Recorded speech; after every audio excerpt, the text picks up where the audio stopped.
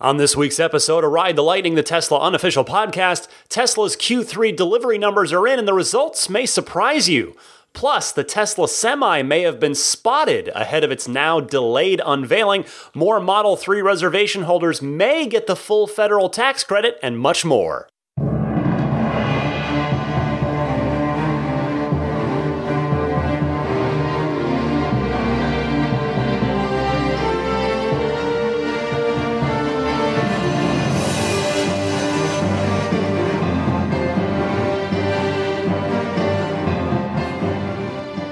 I'm Ryan McCaffrey. Welcome to episode number 114 of Ride the Lightning. It is the Tesla unofficial podcast for October 8th, 2017.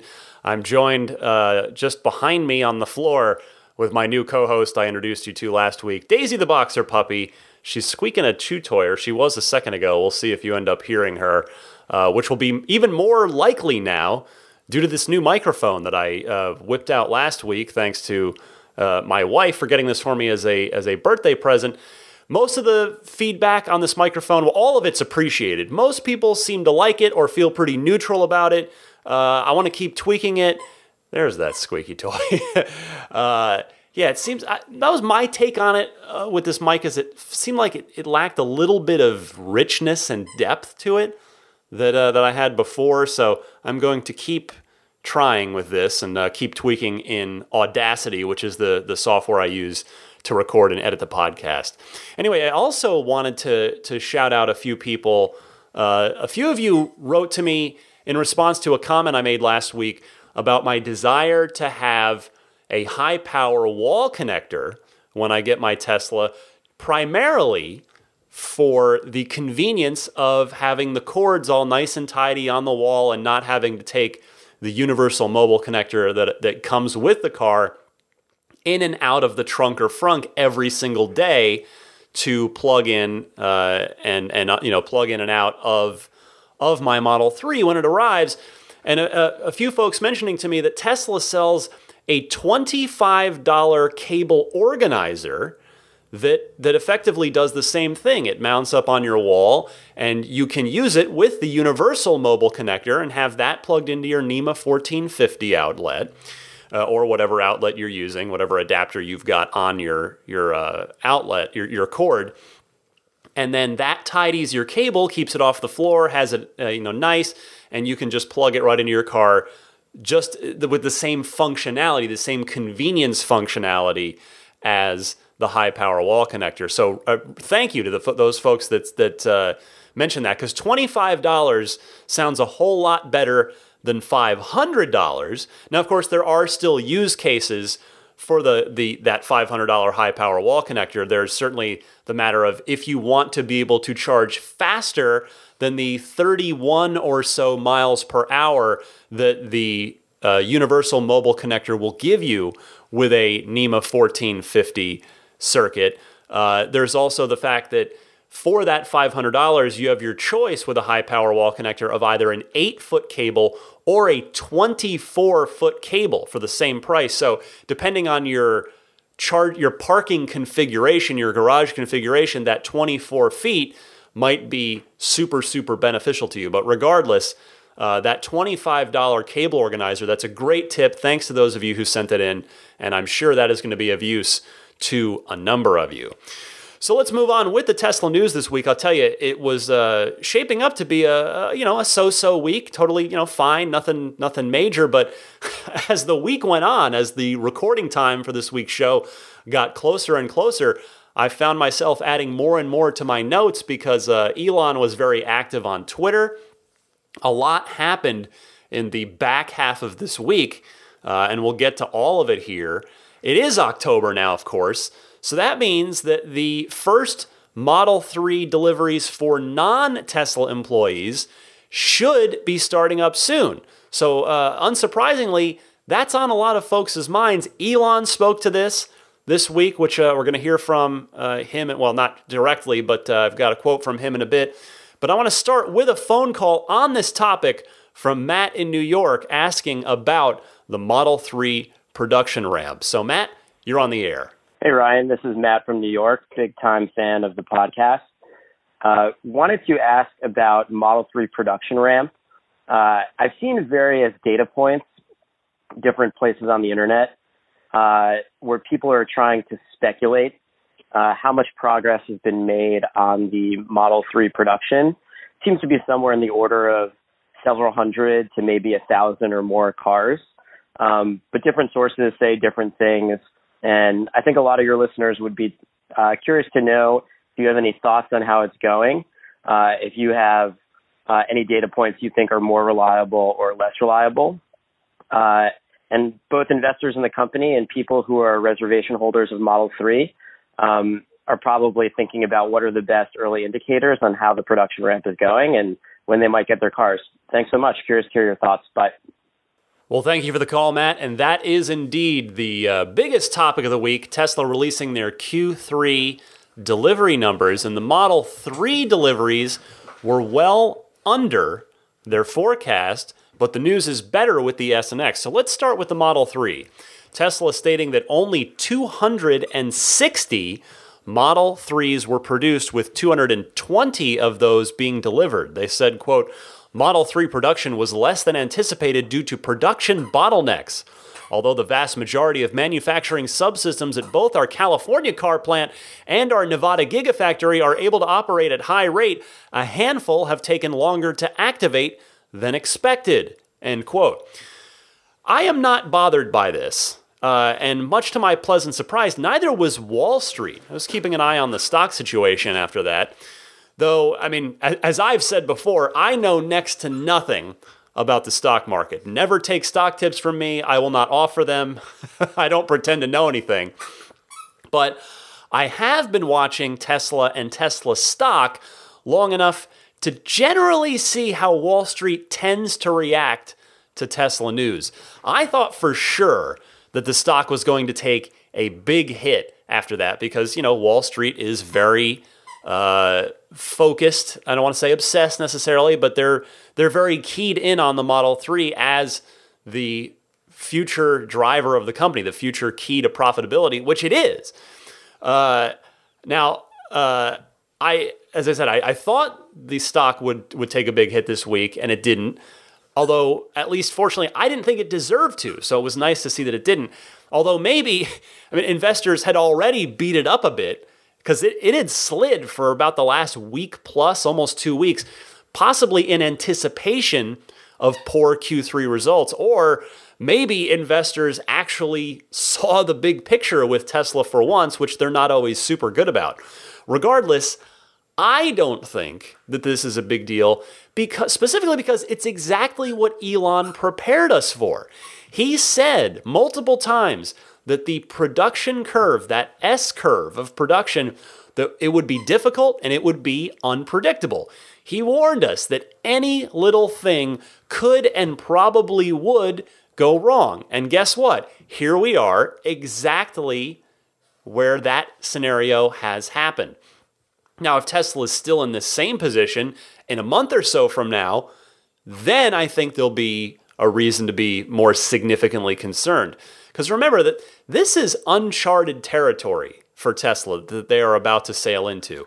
They have never produced on the scale that they're insisting that they're going to get to this year, even though it's likely that this year means the final week or two of the year period, the weeks 51 and 52, but still, we'll see what happens, but I'm certainly not pushing any panic buttons yet in the Model 3 department. And fortunately, it seems like no one else really is either, which is nice. On this exact note, by the way, Fred Lambert from Electrek, who obviously I have a ton of respect for, I read Electrek on a regular basis, he had an exchange with Elon about this on Twitter, where Elon says, quote, "We are deep in production hell," and then he also later said, "Literally every day makes a big difference," end quote, in the production ramp. Fred then asked if customer deliveries would still start in October, and after a bit of an exchange, Elon said, "Assume the worst," as far as, how to interpret where things are. So I think, Elon is trying to play down expectations right now. So we'll see how things go, and if some of you out there are going to get your car in the next 30 days or so, Again, I think there's no reason to push any panic buttons yet. This is exactly where we expected we might end up, and we are. Now, on the plus side, here's the good news, and this may be why Wall Street didn't super panic about this. The S and the X are riding high. This is from Tesla's Q3 announcement. They say, quote, in Q3, Tesla delivered 26,150 vehicles, of which 14,065 were Model S, 11,865 were Model X, and 220 were Model 3. This was our all-time best quarter for Model S and X deliveries, representing a 4.5% increase over Q3 of last year, Q3 2016, which was their previous best quarter, and a 17.7% increase over Q2 2017, in other words, last quarter. They continue saying, we had previously indicated that second half Model S and X deliveries would likely exceed first half deliveries of 47,077, but we now expect to exceed that by several thousand vehicles. In total, we expect to deliver about 100,000 Model S and X vehicles in 2017, which would be a 31% increase over 2016. In addition to Q3 deliveries, about 4,820 Model S and X vehicles were in transit to customers at the end of the quarter. These will be counted as deliveries in Q4 2017. So there you have it. The Model S continues to crush it, just eating competitors' lunches left and right. And this also tells me that the Model X is really humming along now, leaving its build issues behind seemingly for good. Because this was, if you look at it, this was almost a 50-50 mix. It was a 46% Model X, 54% Model S. Because remember, that number has been, the ratio has been getting more and more even. You know, it was 2-to-1 S to X for a while, and it's been creeping closer and closer to 50-50, and here we are just about there. And that's, by the way, the 50-50 is what I always thought Model X would be prior to its launch and prior to it having so many issues that needed to be worked through from a production standpoint. And on the topic, by the way, of Model S crushing it, Joe from DC, he called in with a theory on how that crushing it might continue to remain the case next year in a whole new way, and he ties this in to the possible end of the referral program and certainly the end of the $1,000 off incentive. So let's hear from Joe in DC. Joe, go ahead. Hi, Ryan. Joe Edgel here from eMotion Rentals. Just finished listening to the show and specifically noting your comments about the end of the $1,000 referral bonus. And I couldn't help but think that this probably actually portends the new refresh to the Model S that's coming out. If you think about it, when the new refresh with the Model 3 features incorporated into the Model S, like the Univent, I think people are going to be really excited about the new one, and they're going to bust down Tesla's doors to buy new Model S's and trade in their old ones.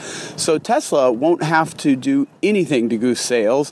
I think the new design is going to goose sales all they need, and so they can do that and end up making $1,000 more per car. Pretty smart business decision. Thanks for the great show as always. Keep up the good work and be interested in the thoughts of you and your listeners.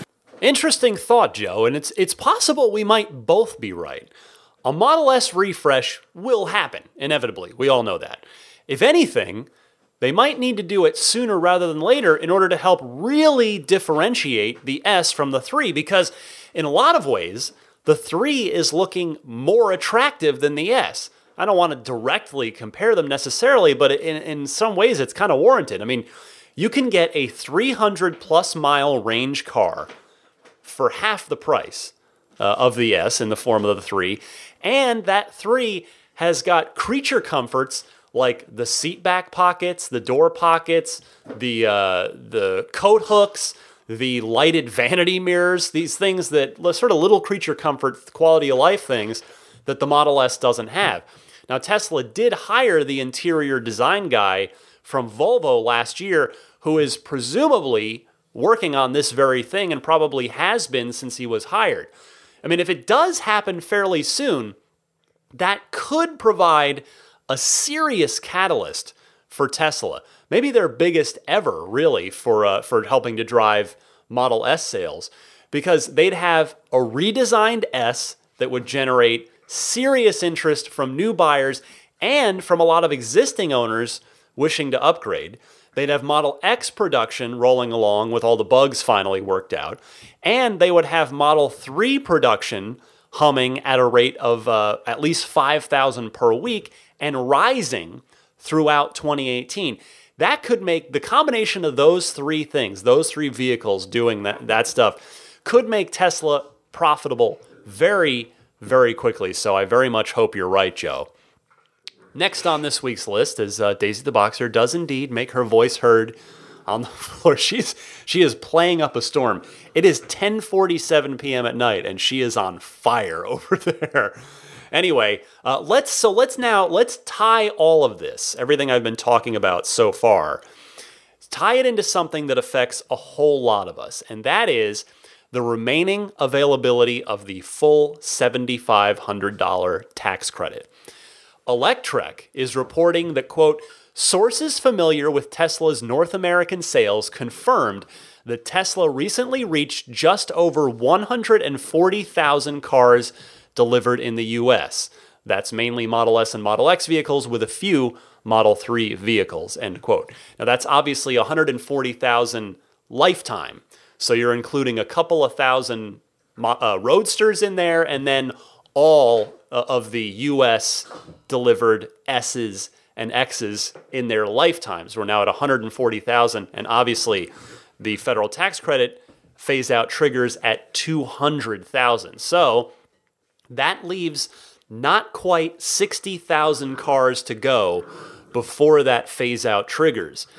Tesla said in the report I just gave you before the phone call that they expect to deliver around 25,000 Model S and Model X in Q4 combined. The question is, how many Model 3s can they deliver, not manufacture, deliver in Q4? Remember that they expect to, as I said before, they expect to ramp production to 5,000 cars per week by the end of the year, which we should, again, for now, especially given Elon's comments, assume to mean that literal last week of December, unless we hear otherwise. And even then, that's just production. That's not deliveries. It takes a good chunk of time for a car to be delivered after it's been produced. So without any Model 3s, that would leave, if we're going by Tesla's own guidance of 25,000 S's and X's, that would leave approximately 35,000 cars to be delivered before that tax credit phase out triggers. Let's say they can deliver, again, not produce, deliver 15,000 Model 3s in Q4. That would leave us with about 20,000 left to go. Even if you give or take 5,000 there, it means that Tesla may hit it close to the end of Q1. Hopefully, that they're going to, as Elon has not so subtly suggested in the past, arrange things so that they hit it on the first day of Q2 2018 in order to give a whole lot more people, possibly myself included, the full credit. Now, they can't really sit on the Model 3s. If they are manufacturing a bunch of Model 3s, they can't really sit on those since those cars are only for the U.S. market. You know, European and Canadian deliveries don't start until the end of 2018 or later. But they, or I should say, it would be harder for them to sit on Model 3s. I guess it's not impossible, but it would be harder for them to sit on those cars. What they could do if they needed to game the system a little bit, and again, I have every faith that Tesla will do this if it's feasible, is maybe they won't deliver very many S's or X's in the U.S. in Q1 of 2018. They could still deliver them so that it looks good to the shareholders, but they just deliver them to non-U.S. markets, to Canada, to Europe, etc. So that would be awesome. because again, it would, shareholders are happy, and then U.S. customers hoping for that federal tax credit of the full $7,500 availability would be super happy as well. Because, I mean, a lot of folks, myself included, thought it was looking like that tax credit phase out was going to trigger in Q1, and it still might. But if it does, that means the full credit would only be available through Q2, and that may still prove to be the case, as I just said. But man, if they can game it, if they can set it up so that Q3 deliveries get that full credit as well, then that's really, really good news to folks like me who are waiting on dual motor cars. So obviously, I will be keeping as close an eye on this as I possibly can as time moves forward. Next up, do I have any listeners in Franklin Park, Pennsylvania? If so, I wanted to congratulate you guys because you have the honor of being Tesla's 1,000th supercharging station. And yes, that is station, 1,000th station, not 1,000th charger or 1,000th stall. The total stall count, supercharger stalls, is 6,934, which obviously means that there's an average of approximately 7 stalls at any given supercharger on the planet. Electrek notes, quote, Tesla needs to install as many superchargers in just 3 months, meaning Q4 here, as it did over the first 2 years of its supercharger network deployment in order to hit the 2017 stated goal for supercharger expansion. Ouch. That is going to be tough. On the plus side, that stalls per supercharging station average should be going up as the 40 plus stall mega stations that I've talked about start opening up. And it's good because the general public still asks about this a lot. This is a very, very common topic. It is a frequently asked question. I mean, just a couple weeks ago when I was at my big family reunion trip at the New Jersey Shore recently, Tesla, it inevitably came up because I've got my cousin Pat, who we were there for. We were celebrating his 60th birthday. Everybody was there in honor of him. He's got his Model S and has had it for 4.5 years now. And then my cousin Sean, who I've mentioned, he works at one of the New Jersey stores. And then there's me, that's obviously a maniac super fan on the Model 3 reservation list. So between the three of us and the rest of the extended family, the topic did come up. And multiple family members, who are intelligent people who, don't have their heads in the sand as far as current goings on in the world, but they asked me about driving around the country. Like, hey, can you do it? So it's good to see Tesla making inroads on this, but there's still plenty of educating to be done here. And the best way to do that is to make the network both ubiquitous and enormous, which hopefully Tesla will be able to do as soon as possible. I got to pick Daisy up. She is barking. You're biting me, puppy. She's puppy biting me. All right. Got her in my lap, which is what she wants. Anyway, next on the list this week, get this. The Tesla semi-truck prototype may have been photographed and posted publicly. A Reddit user put up a picture of a semi-truck cab being hauled on the flatbed of another semi. And this thing, it sure looks like the Tesla Semi based on the silhouette we were given. It's silver and black, and it totally matches that silhouette teaser image that Tesla has officially given out. Now, the Reddit poster claims that the image was taken in, quote, an undisclosed place in California where they test Tesla vehicles, end quote. So if this is legit, and I'll tell you, I'm inclined to believe it is based on staring at the picture for a while myself, because, think about it. A semi is a lot harder to hide than the prototype of a sedan or an SUV. Then, there's not much to be gleaned from the photo that is out there, other than its general appearance, which in my... Yes, Daisy, come here. Come here, she is a maniac right now. You're shot out of a cannon. Come here. Come here. All right. Anyway, was I saying? I was talking about the semi. So yeah, there's not too much to be gleaned from the photo other than the sort of general appearance of the semi, which in my humble opinion, it looks, and I mean this in a totally neutral way. I don't mean this in a mean way. I don't mean this in like a super, gushing complimentary way. It reminds me of what we would have imagined a semi-truck of the future to look like back in the 90s. That's what this thing looks like to me based on this photograph. Again, I'm not complimenting or criticizing. I'm just trying to paint a picture for you guys. if that description helps you see it in your mind here. What I can tell you about it, again, if this thing is real, it has no visible door handles, and like the other Tesla vehicles, there's certainly nothing protruding out from the body in the door handle department. It's also got no rear view mirrors on the sides of it, which again matches the teaser image. And Elon also tweeted this. He said, "Semi-specs are better than anything I've seen reported so far. Semi-engineering and design team work is aces, but other needs are greater right now." I just can't wait to see how Tesla presents this thing. And if you're wondering, well, what the heck does he mean by that? Other needs are greater right now. Elon did push back the reveal, the unveiling of the semi-truck. He pushed it back 3 weeks to November 16th. Elon saying, "Tesla Semi unveil now November 16th, diverting resources to fix Model 3 bottlenecks and increase battery production for Puerto Rico and other affected areas."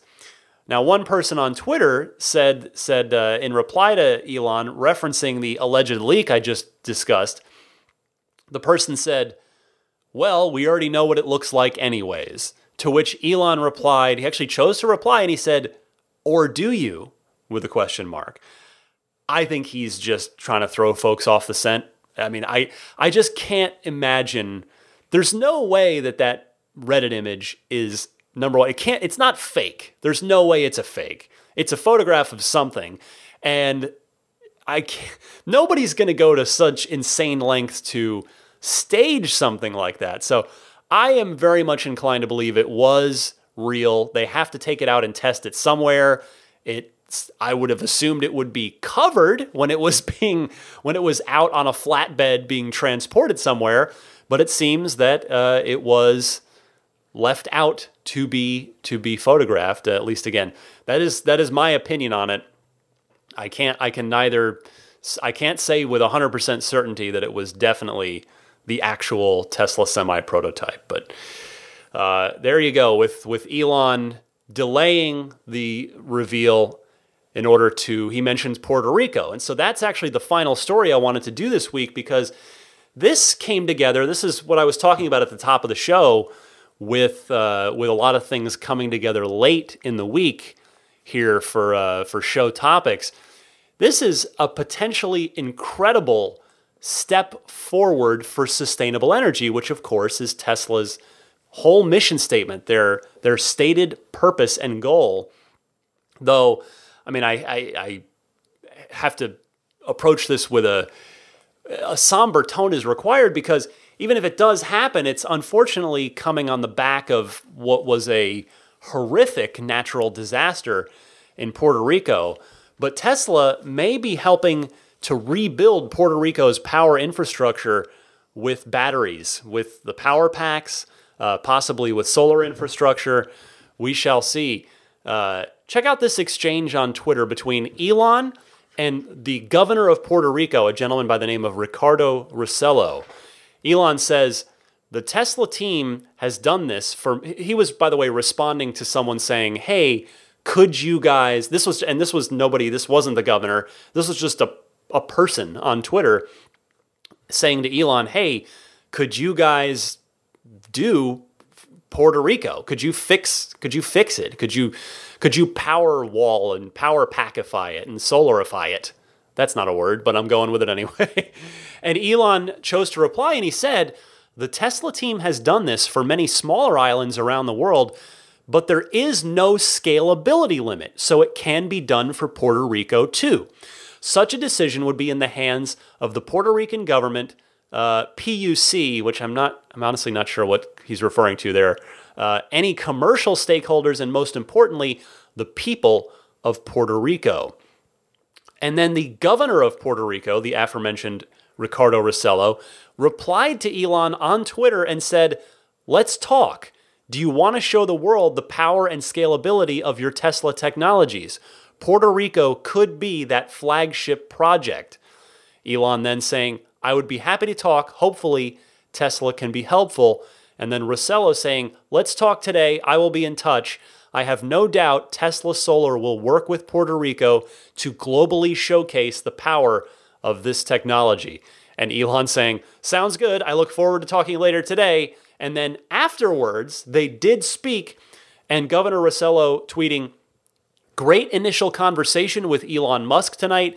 Teams are now talking, exploring opportunities, next steps soon to follow." This is just incredible to see. This is where Twitter can be very much a force for good. You hear a lot of bad things about Twitter and the not so good sides of it. But boy, look at this. I mean, and this is exactly how it went down in Australia too, with the Power Pack project after the blackouts down there in southern Australia. This all came together on Twitter, and boom, Australia now has the deal happened, and that whole thing is online. So I would love to see this happen for Puerto Rico. Again, it's a shame that it has to come on the back of just an absolutely devastating tragedy, a horrible natural disaster. But rebuilding it in a sustainable way can be a model for the world, the entire world. And it's obviously it's a good thing for Tesla, but it's a good thing for Puerto Rico. It's a good thing for all of us. If Puerto Rico becomes, largely renewable in the energy department, largely sustainable, that's good for the whole world, whether you ever set foot in Puerto Rico. So that's great stuff. I'll be keeping an eye on this and updating you as any public news surfaces on this. Well, that'll wrap it up for the news this week. As I said, there was a lot to talk about, some very interesting, what a diverse group of topics this week. This was a fun one. So let me come right back and do a few calls for you in the Ride the Lightning hotline. As usual, some wonderful stuff lined up from you guys. We'll hear from you right after this.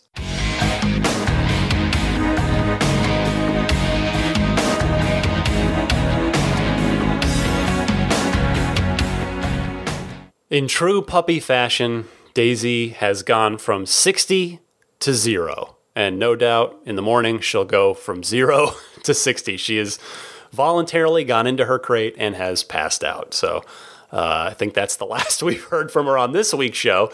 As we move to the Ride the Lightning hotline, which is one of my favorite parts of the podcast, where I get to hear from you guys with your excellent questions, comments, discussion topics.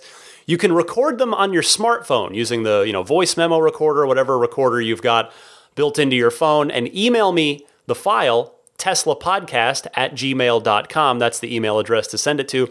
Or you can use the Ride the Lightning hotline, which is free, it's easy, it's toll-free. The number is 1-888-989-8752. That's 1-888-989-TSLA. And if you know someone special with an upcoming birthday, anniversary, graduation, or some other special occasion, you can give them a unique gift of recorded voices from friends and family telling them why they're special. The recordings can be podcasted or put onto a keepsake. Visit lifeonrecord.com to learn more.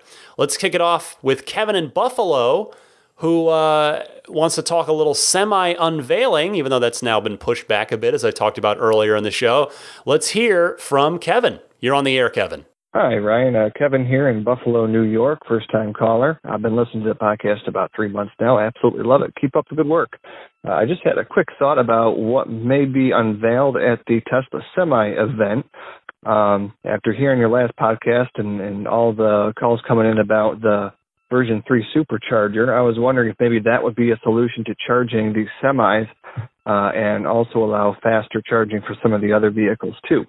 So just a thought. Love to hear your thoughts on it. Keep up the good work on the podcast. Thanks.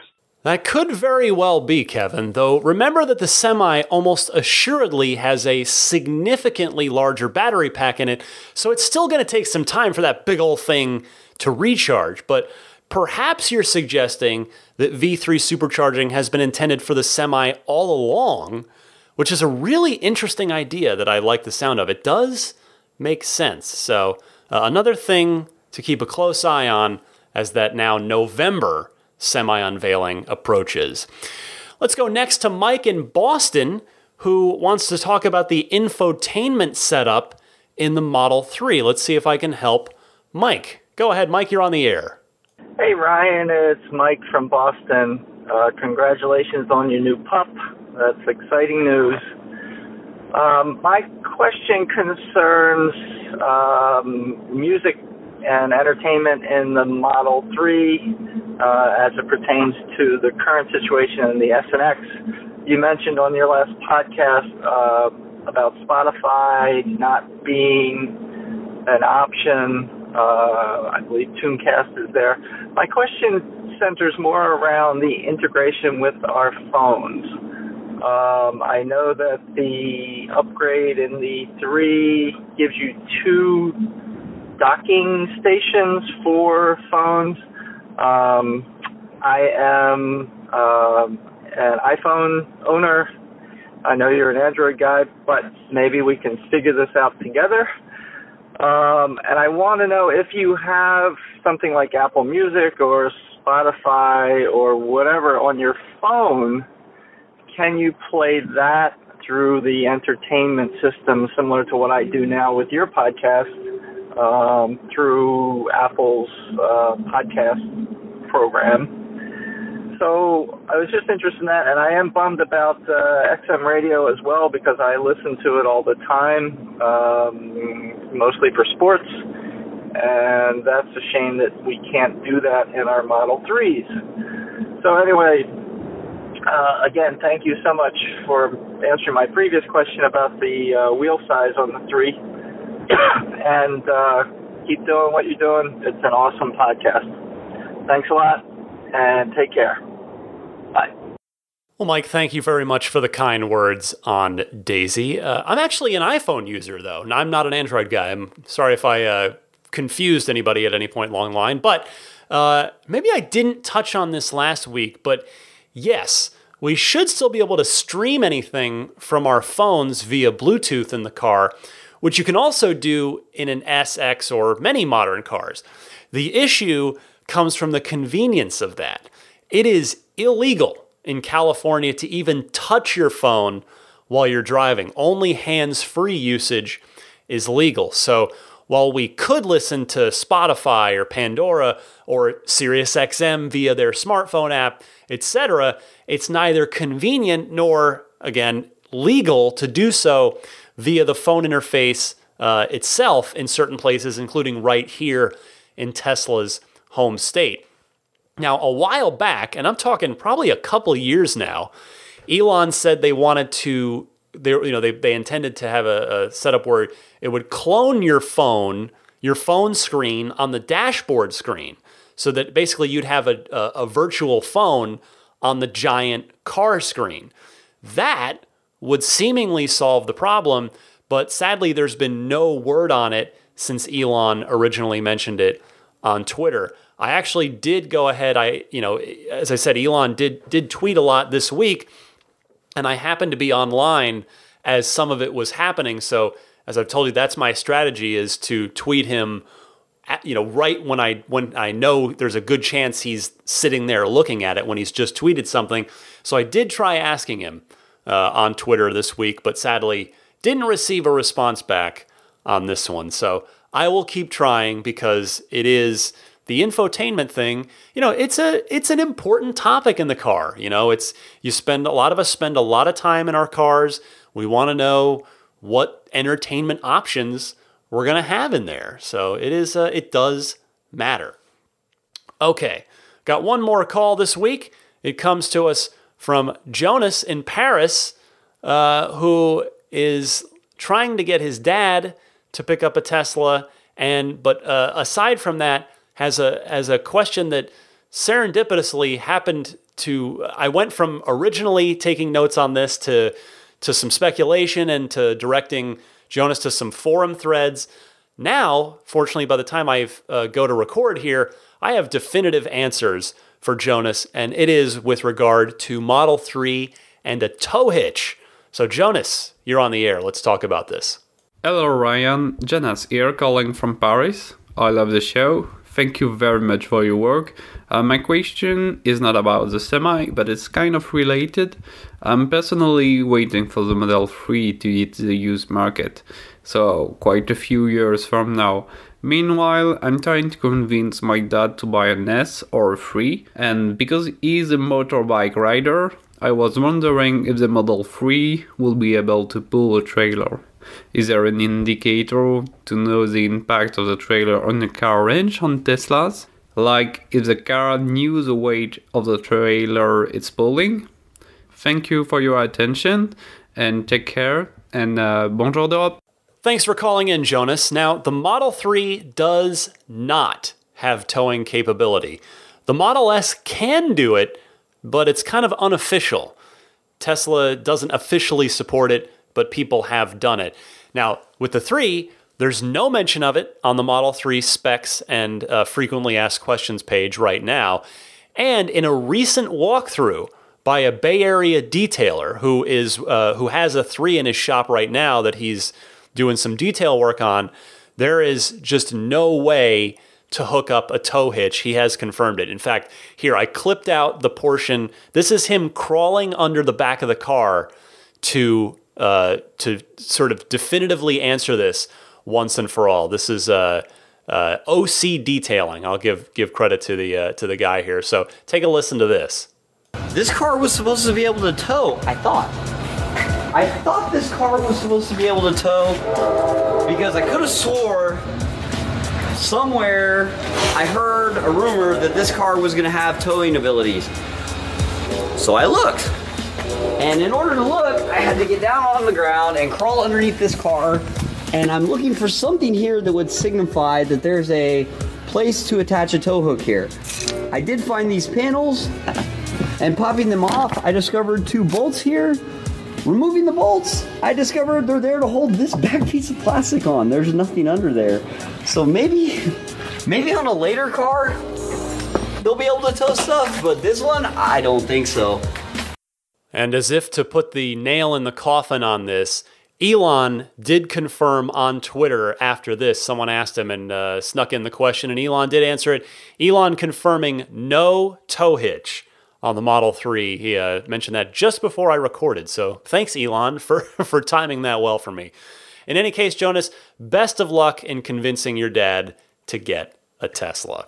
That wraps it up for the Ride the Lightning Hotline this week. I think, let's see, yeah, this weekend, hopefully by the time you hear this, I want to get the October episode of the Patreon exclusive bonus show done, which is where all of the wonderful extra Ride the Lightning Hotline calls that I get that I can't get to on the weekly show, they all go there for monthly Patreon backer consumption. So if you are a $10 or higher Patreon supporter of mine, you should check out that extra episode. Let me know if you like it. Let me know. I'm always happy to have your feedback. And if you are not supporting me on Patreon, well, perhaps maybe you'll consider doing so at some point. But anyway, week to week, I love hearing from you in the Ride the Lightning Hotline. So please give me a call. If you've got a Tesla question, comment, discussion topic, send it my way. I would love for you to either record your question on your smartphone and then email me the file to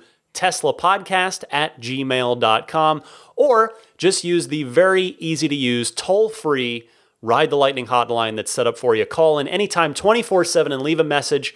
The number there is 1-888-989-8752. Be right back with a few parting thoughts for you here right after this.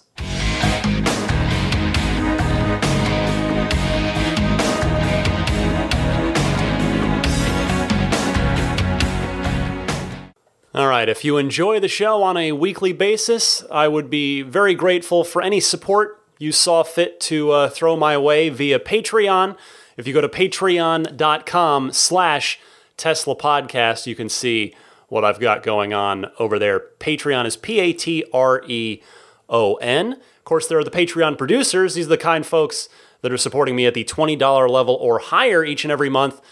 I want to say hi then to Jeff Bartram, Paul Hussey, DJ Harbaugh, Pete White, Wolfgang Obergen, George Cassiopo, David Brander, Jonathan Wales, Scott Gillis, Michael Lucas, Alexi Heft, Lisa Kaz, Michael O'Prey, Logan Willis, Matthew Para, Michael Lester, Robert Miracle, Vince Vaughn, John Lasher, Harold Plug, Jason Chalukas, Emotion Rentals, Richard Ouellette, Andreas Cohen, Sean Fournier, and Timothy Hyde. Immaculate Reflections. If, like me, you are considering or planning for some serious detail work on your Model 3 when you get it, I'm talking about whether it's a ceramic coating to protect the finish, paint correction, the SunTech or XPEL, the clear film wrap, any or all of that stuff. Immaculate Reflections is going to be the place you want to check out, particularly if you are in the Bay Area or if you intend on doing factory pickup in Fremont, which is what I am doing. Immaculate Reflections is the Bay Area's premier paint correction and coating specialist. They offer, as I said, paint correction services, new car delivery prep, ceramic coatings, including, you may have heard about Seaquart's Finest Reserve. That is the sort of thick shell, like clear shell, that ceramic coating that goes on the car to help protect it from rocks and scratches. Immaculate Reflections, they are in Brentwood, California, not too far from the Tesla factory. You can find them at irdetailing.com. Alternatively, or I should say, or Yelp and Instagram at immaculate_reflections. They've got 16 years of experience, so check out Immaculate Reflections if you want to keep that Model 3, that Tesla, whatever you're buying, or maybe the car you already have, you want to get it all, the paint finish all cleaned up nice and neat. Referral code. Again, this month is it for the $1,000 off discount. So if you are planning on purchasing a Model S or Model X this month and the remainder of this month alone, you can get $1,000 off of that vehicle as well as the free unlimited lifetime supercharging. Please use my cousin Pat's code, my cousin Pat from Arizona. So put this into your browser, ts.la/Patrick5008, or just give, if you're talking to a salesperson in a Tesla store, just give them the code Patrick5008. AbstractOcean.com has got both you and your Tesla covered, whether it's an interior, an improved LED lighting kit, lanyards for you, screen protectors for the 17-inch touchscreen, etc. Check out abstractocean.com and use the coupon code RTLPodcast at checkout in order to get 20% off of your order. Most of you subscribe to the podcast. If you don't subscribe and you're getting this thing manually every week, I would highly encourage you to subscribe so that it becomes an automatic process and it just downloads to you automatically each and every week from whatever your favorite podcast service is, including iTunes, Google Play, Stitcher, TuneIn, or if you are an RSS person, you can pick up my RSS feed on the hosting site, which is teslapodcast.libsyn.com. Libsyn spelled Libsyn. All right, I think that wraps it up for this week. Daisy the Boxer has definitely wrapped up for the night. She is out cold over there in the corner in her crate. She is absolutely down for the count, which does make sense. It's 11:30 at night at this point. But again, I really cannot thank all of you enough for continuing to give me, approximately an hour, give or take, of your week each and every week. It really means a lot. People's time is their most valuable commodity. You can always make more money, but you can never make more time. So that you would get your Tesla news and information from me. I'm not suggesting. You probably have other sources too. Maybe I'm your one-stop shop where hopefully I'm using your time valuably to catch you up on all things Tesla. And I take that very seriously, and I do sincerely appreciate it each and every week. So for the sleeping Daisy the Boxer puppy, who again you can follow on Instagram Daisy the Boxer Puppy, all one word. And me at DMC_Ryan on Twitter. Check me out on there if you care. You don't have to care. It's fine. It's mostly video game stuff with some Tesla stuff and some, I guess at this point of the year, some baseball stuff thrown in too, because inexplicably, my Arizona Diamondbacks had an incredible season and are in the playoffs as we speak. In fact, as I record, they've just dropped game 1 of the National League Division Series to the Dodgers, but it's a 5-game series. We'll see. And it is by no means over. Although I got to say, I am just happy to be here. It's classic. I like that we're the underdog, though. That makes me happy. Anyway, thank you all so much. Happy electric motoring, and I'll see you back here next week. And again, if you are a $10 or higher Patreon supporter of mine, keep an eye out, although I guess Patreon does email you, keep an eye out for the monthly bonus episode, which should be going up, hopefully, by the time you hear this. So thanks, everybody, and I'll see you next week.